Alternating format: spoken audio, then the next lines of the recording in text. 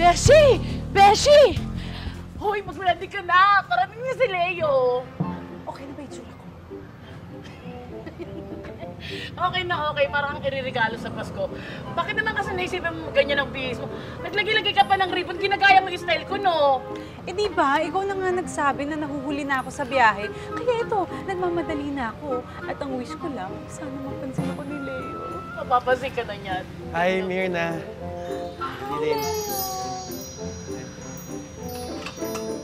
Hoy! Hoy! Ayan na naman kayo, puro kayo hi, hello. Wala ba kayong ibang sasabihin? Ano? Hoy, Myrna! Ay! Ang ganda ni Myrna, no? Leo. Buti naman napadaan ka ngayon. Ito yung bayad namin sa pwesto ngayong araw. Alam mo, kanina pa kita inaantay. Talaga?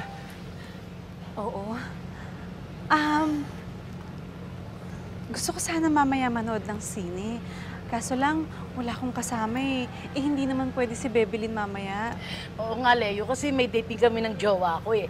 Kasi nga, break na sila ng kabit niyang bakla, no? Kaya pinaghahanda ako ngayon. Nag-iipon ako. Ang laki ng problema ko.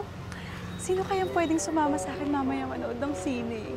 Myrns, ito na nga pala yung mga yelo na pinadeliver mo. At tsaka, totoo ba yung narinig ko? Gusto mo manood ng sine? Sakto, kasi kanina, nagyayaya ako na manood ng sine, kaso walang sumasama. Naku, pasensya Gusto mo ba? ka na. Tara, libre ko, Kasi- libre ko. Meron na akong kasama mamaya. Ha? Sino? Si Leo. Si Leo, hindi pa nga umuoko. Sige, mauna na kami. Bok. Sige, bye! Bye! Bye, Michael! Kung kailan naman umaabante na sana ako, tsaka pa e-eksena tong Michael na to.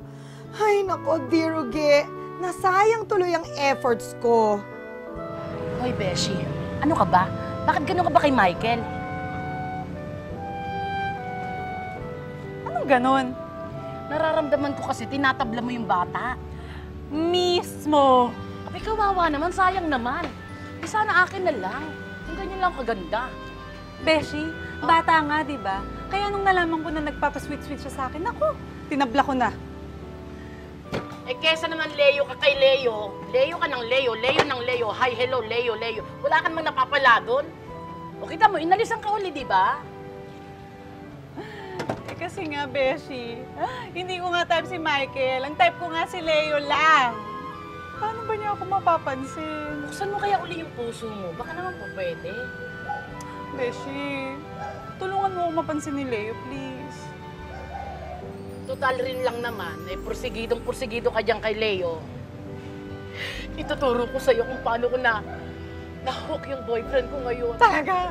Oo, dali. Totoo mo. Ganito lang yan, Bessie.